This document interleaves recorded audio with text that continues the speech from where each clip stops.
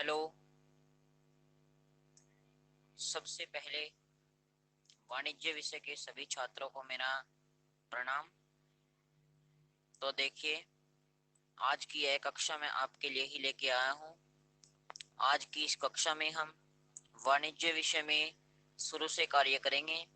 तो देखिए, सबसे पहले हम देखते हैं कि जो हमारे वाणिज्य विषय में लेन देन होते हैं, जो व्यक्ति व्यापार करता है तो उसको कैसे पता चलेगा कि उसके जो व्यापार है कि उसमें लाभ हो रहा है या हानि हो रही है। तो देखिए, सबसे पहले तो हमको देखना होगा कि उसके व्यापार में लाभ हो रहा है या हानि हो रही है। तो देखिए, लाभ और हानि को पता करने के लिए हमको कुछ लेन देन दिए जाते हैं और उन लेन देन से हमको रोज नामचा यानी जर्नल बनाना होता है। तो देखिए, आज हम वो जर्नल बनाएंगे। देखिए, मैं आपको कुछ लेन देन बोलकर बता रहा हूँ। देखिए, जैसे होता है व्यापार आरंभ किया। तो देखिए, व्यापार आरंभ किया, इसमें दो खाते प्रभावित होते हैं, एक तो कैपिटल और एक होता है कैश, क्योंकि जो व्यापार आरंभ करेंगे हम कैश में करेंगे। तो एक तो कैश हो गया और व्यापार आरंभ करने को कहते हैं हम कैपिटल। तो कैपिटल और कैश, ये दो अकाउंट से प्रभावित हो गए। अब इसमें से किस खाते को डेबिट करना है और किस खाते को क्रेडिट करना है, ये हम कैसे पता लगाएं। सभी बच्चे यहाँ पर फंस जाते हैं। तो देखिए, इसमें फंसने की जरूरत नहीं है। आपको यहाँ पर cash account debit to capital account, क्योंकि जो कैपिटल अकाउंट होता है वो हमेशा क्रेडिट होता है। तो आप इसका आंसर लिखेंगे कि cash account debit to capital account. और जो नरेशन होती है उसमें लेन देन का विवरण लिखा जाता है, तो इसमें लिख देंगे हम बीइंग बिजनेस स्टार्टेड। ओके, चलिए अब अगला लेन देन देखते हैं। अगला लेन देन होता है हमारा कि माल खरीदा। तो देखिए, माल खरीदा, इसमें भी दो खाते प्रभावित होंगे। माल खरीदने को हम परचेज कहते हैं या गुड्स, तो हम इसमें परचेज कहते हैं। और एक होता है कैश, क्योंकि या तो हम व्यापार में जो माल होगा वो कैश ही करेंगे, कैश ही खरीदेंगे, यानी नकद रूप से खरीदेंगे। तो उसमें कैश और परचेज में दो अकाउंट प्रभावित हो गए। अब यहाँ पर बच्चों को दिक्कत आती है कि किस खाते को डेबिट करना है और किस खाते को क्रेडिट करना है। तो देखिए, इसके लिए दोहरा लेखा प्रणाली के अनुसार तीन नियमों का वर्णन किया है। पहला नियम होता है व्यक्तिगत खाते से संबंधित, यानी पाने वाला डेबिट और देने वाला क्रेडिट। यह नियम नंबर एक है, व्यक्तिगत खाते से संबंधित, कि पाने वाले को हम डेबिट करते हैं और देने वाले को क्रेडिट करते हैं। ओके। दूसरा नियम होता है हमारा वास्तविक खाते से संबंधित, यानी व्यापार में आने वाली वस्तु। इस नियम के अनुसार व्यापार में आने वाली वस्तु होती है डेबिट और व्यापार से बाहर जाने वाली वस्तु होती है क्रेडिट। तो देखिए, दूसरा नियम जो था हमारा वो था वास्तविक खाते से संबंधित। मैं रिपीट कर रहा हूँ, दूसरा नियम है हमारा वास्तविक खाते से संबंधित, यानी व्यापार में आने वाली वस्तु डेबिट और व्यापार से बाहर जाने वाली वस्तु क्रेडिट। ओके। तीसरा नियम होता है हमारा अवास्तविक या नाम मात्र के खाते से संबंधित। तो देखिए, अवास्तविक या नाम मात्र खाते से संबंधित नियम के अनुसार इसमें जो जितने भी व्यय तथा हानि होती है उसको करते हैं हम डेबिट, और जितने भी आय तथा लाभ होते हैं उसको करते हैं हम क्रेडिट। तो इसी प्रकार हमने कहा था कि माल खरीदा, तो या तो नियम नंबर दो लगेगा वास्तविक खाते से संबंधित, कि व्यापार में आने वाली वस्तु डेबिट और बाहर जाने वाली वस्तु क्रेडिट। तो जब हम माल खरीदेंगे तो ये व्यापार में आएगा, तो यानी व्यापार में आने वाली वस्तु को डेबिट करेंगे, तो इसमें परचेज अकाउंट हो जाएगा डेबिट।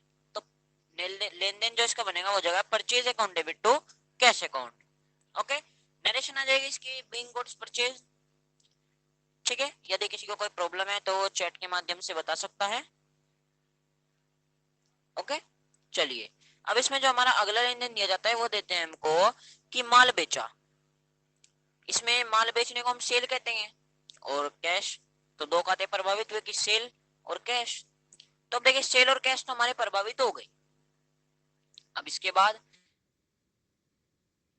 मान्य कि व्यापार में आने वाली वस्तु डेबिट और जाने वाली वस्तु क्रेडिट।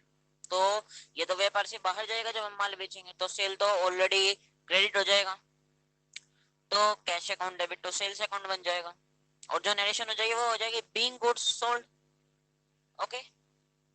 अब जो अगला लेन देन हमको दिया जाता है वो देते हैं कि राम को दिए। अब राम को दिए, राम को हमने पैसे ही तो दिए, तो इसमें एक तो राम राम जो है एक तो वो हो जाएगा और एक हो जाएगा कैश। तो अब जो इसमें देखिए व्यक्तिगत खाते संबंधित, पाने वाला डेबिट और देने वाला क्रेडिट। हमने क्या कहा, राम को दिए, यानी राम तो पाने वाला है तो पाने वाला डेबिट। तो ये जो इसका जर्नल बनेगा वो हो जाएगा Ram debit to cash account, और नरेशन हो जाएगी बिंग कैश पेमेंट।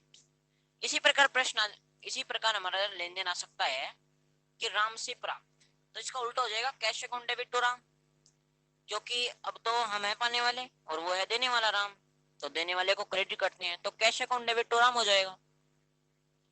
ये कुछ थोड़ी नीची निचले वाली एंट्री थी। अब हम थोड़ी हार्ड यानी थोड़े आगे बढ़ेंगे तो हमारी कुछ हार्ड एंट्रीज आ जाएगी। तो उसमें देखिए हमारी पहली एंट्री होगी बैंक में जमा किए, बैंक में जमा किए। तो जब हम बैंक में जमा करेंगे तो बैंक को लाभ होगा, ओके। तो bank account debit to cash account, और जब हम बैंक से निकालेंगे तो बैंक हो जाएगी हानि। तो यहाँ पर आ जाएगा हमारा कि cash account debit to bank account, simple सी बात है। अब फिर हमारा अगला प्रश्न आता है या अगला लेन देन आता है कि चेक द्वारा माल खरीदा। तो भाई इसमें सभी सोच में पड़ सकते हैं, कोई तो कहेगा कि एक तो परचेज अकाउंट होगा और एक चेक होगा, तो ये गलत है। यहाँ पर आपका जो होगा, हमने माल खरीदा है तो इसमें एक तो परचेज अकाउंट होगा और एक बैंक अकाउंट होगा। हम परचेज अकाउंट को हमेशा डेबिट करते थे, लेकिन यहाँ पर परचेज अकाउंट क्रेडिट होगा। क्यों?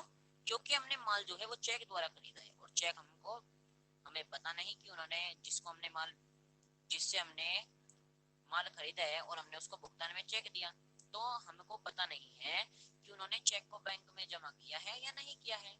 तो यहाँ पर हम bank account debit to purchase account इसका लेखा कर देते हैं, ओके। अब फिर अगला लेन देन आ जाएगा हमारा कि माल जो है वो चेक द्वारा माल माल माल बेचा, और जो हमको भुगतान मिला है वो चेक द्वारा मिला। तो इसमें देखिए हमको भुगतान चेक द्वारा मिला है, ये नहीं कहा कि उसी दिन उस चेक को बैंक में जमा किया। तो इसका लेखा सिंपल होगा cash account debit to sales account. अब यह दिया जाता है कि माल बेचा, भुगतान में चेक प्राप्त हुआ और उसे उसी दिन बैंक में जमा किया, तो इसका लेखा जो है वो बन जाएगा bank account debit to sales account, okay. चलिए देखिए अब हमारी जो जर्नल है, उम्मीद है सब पे आ गई होगी। ये तो हमारा रिवीजन था, ओके। इसके बाद हम अगली क्लास में खाता बही करेंगे, खाता बही यानी लेजर। तो आज की क्लास में बस इतना ही। आप इसी तरह मेरी क्लास से जुड़ते रहिए और लाभ उठाते रहिए। थैंक्स।